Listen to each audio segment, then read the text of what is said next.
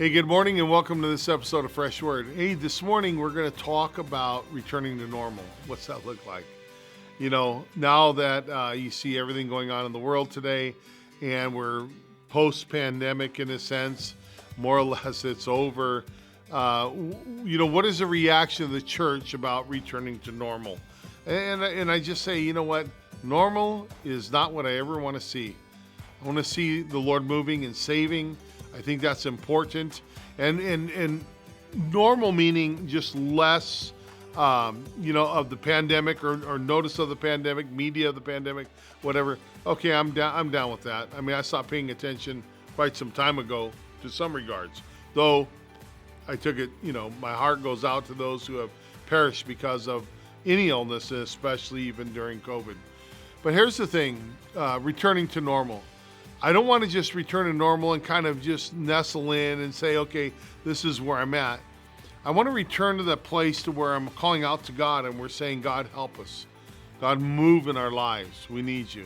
So the returning to normal, I pray that it's a new normal. Maybe a revival normal. I think that it can still take place.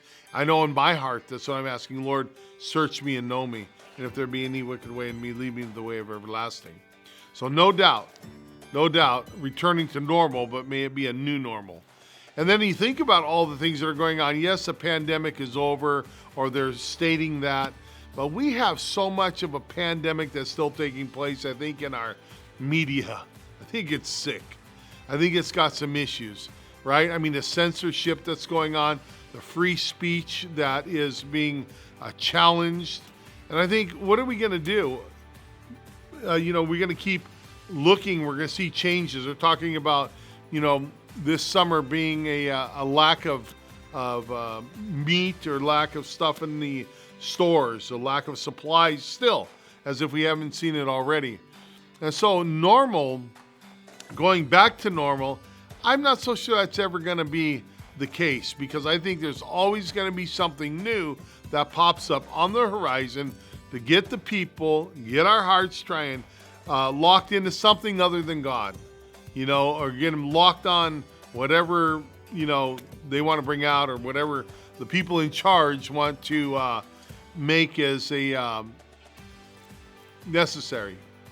But here's the thing, when I look at the returning to normal, I think of you and I just relying upon God, having faith. The Bible says in the last days, will the Son of Man, when he returns, will he find faith on the earth? So important. Is he going to find the faith? Men and women trusting him, regardless of what's going on around them. We can hear wars and rumors of war, which are true. There's things that are happening. But then all of a sudden, somebody purchases a social media outlook or social media like Twitter, and now the government wants to put censorships on them. So we're seeing all these things that really haven't died out. They're just changing their course to where Satan, I believe, is trying to grab more and more control. So what are we going to do? Keep your eyes fixed on the Lord. Rely upon him. Have faith in him. Trust in him.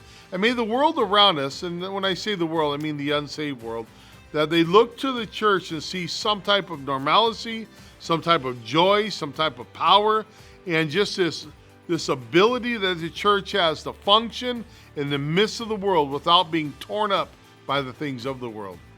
Listen, return to normal in a supernatural way. If you're going to return to normal, may it be a new normal for you and I, and may it be that normal to where we're excited about Christ, excited about his word, excited about bringing people to Christ, and may we just see an evangelism explosion during this time. And then also the church, just their hearts being rendered unto the Lord, and may we see revival break out in our local church. Why not?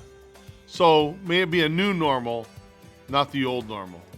And may the Lord bless you guys. Have a good day in the Lord. Hey guys, Pastor Al here, Calvary Chapel with Fresh Word. Oftentimes we have a question to ask, but we don't know where to go, what to do. Would I be a fool for asking it? Whatever. I want to encourage you in the comments below, write your question, and we will get you an answer, Lord willing. God bless you guys.